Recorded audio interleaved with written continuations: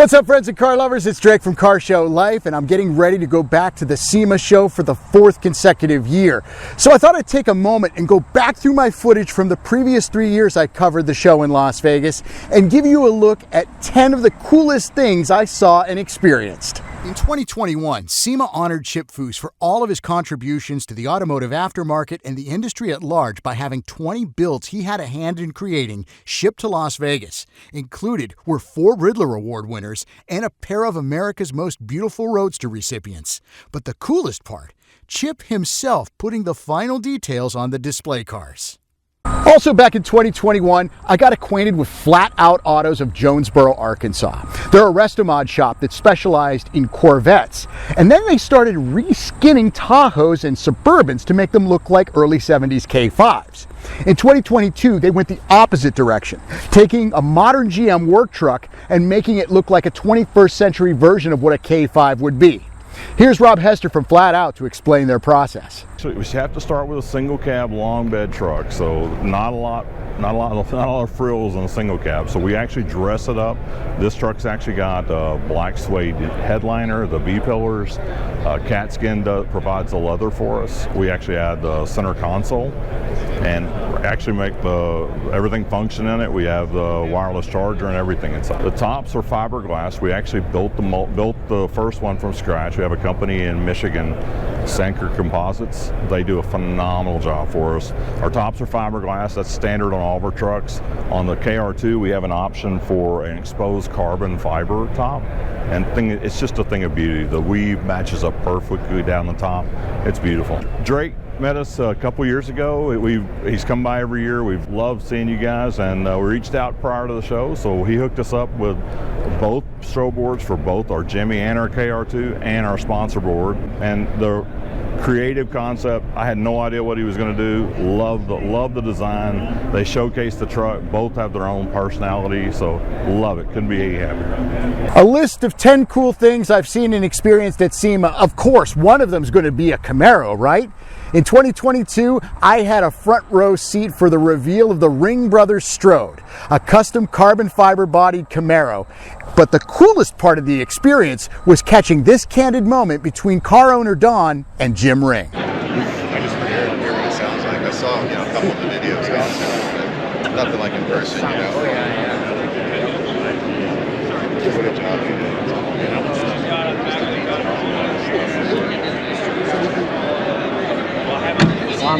I'm in awe. I mean, it's everything that we talked about in the sense of it sticks out, but it's classy. You know what I mean? I continue to be astounded by the creativity that is on display here at SEMA 2022. Between the creativity of builders, the creativity and innovation of vendors and their products, and some of the creativity that goes into the displays. My favorite display at this SEMA 2022 has to be Catskin Leathers. They have created their very own town square right in the middle of the West Hall here at the Las Vegas Convention Center. They have a gazebo. They have a bus stop, street lamps, even a statue to interiors, complete with a pigeon. And all around, you can see their product on display. They even have a newspaper dispenser with their very own newsletter. Catskin turns 40. So in honor of the 40th birthday of Catskin Leather, they are celebrating big here at SEMA 2022. The very first SEMA event that I attended was the Monday night reveal. That's where several high-profile builds and debuts are introduced to the press the night before the show opens. One of those was the CF1 Roadster, the carbon fiber-bodied Corvette designed by Condigit Design. Thank you.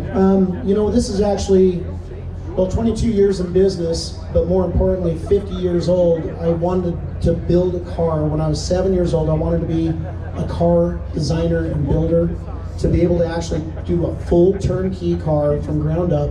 There's only 4 or 5 components that are actually reproduction Corvette pieces. Everything else is all built custom for these cars. The beauty of these cars, they're carbon fiber. The carbon fiber work is done in Tacoma, Washington by Duck Graff that was formerly CRC. The Spec 7 Roadster shop chassis. Very nice. But it's modified for our cars because I want to be able to put a 6.5 foot tall guy in the car. We use a Lingenfelter LS7 with LS3 heads, 8-stack injection provided by Borla, which also makes the special muffler, which has a crossover incorporated into a single muffler, so we have the room for it. Nice. This car absolutely sounds beautiful. If you heard it obviously pulling up, Yeah. it rips. It'll go around corners like it's on rails. It looks beautiful, and we're gonna keep building these cars. So Hot Rod is celebrating their 75th birthday here at SEMA 2022, and they're inviting folks to come have a beer with them. So I got my drink ticket, and I'm going to exchange that for a frosty Bud Light and a little snack. You got I'll have the Cool Ranch Doritos there, please. There we go. A little Cool Ranch Dorito action, a little Bud Light in honor of Hot Rod's 75th. Ah, SEMA, I love you, baby. Celebrity encounters at SEMA? Yeah, they're all over.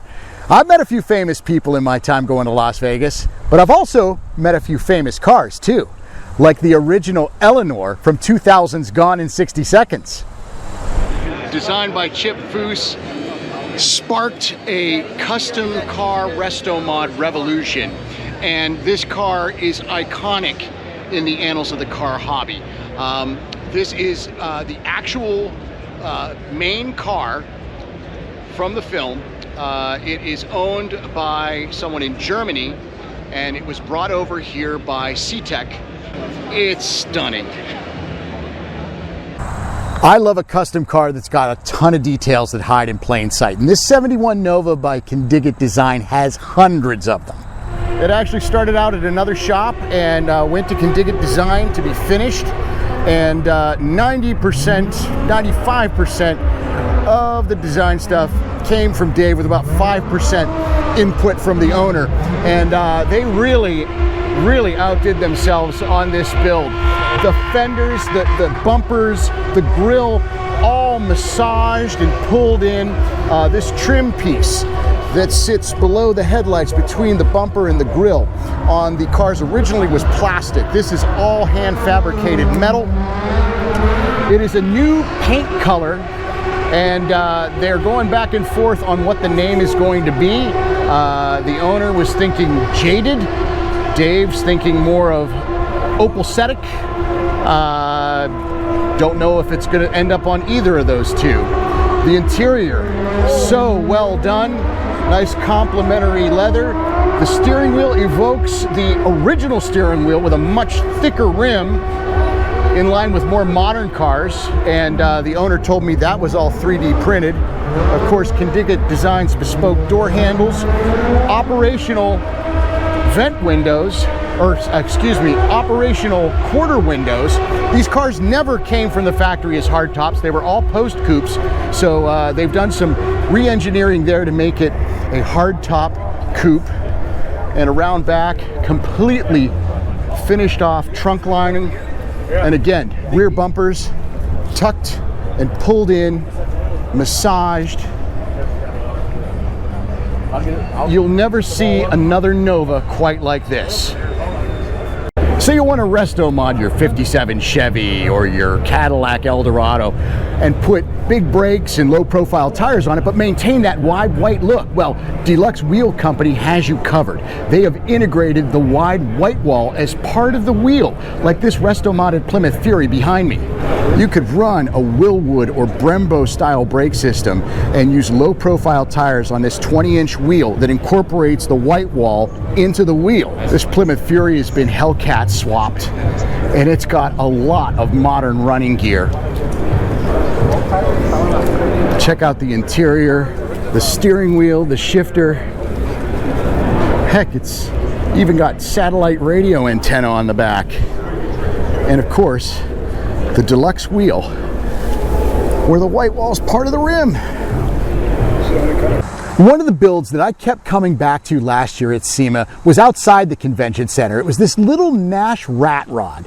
Now, as cool as the build was, I was disappointed that there was absolutely no information about it. No idea who owns it, who built it, what's under the hood, what's the chassis from. Did they just lay the Nash body on a Model A Ford chassis?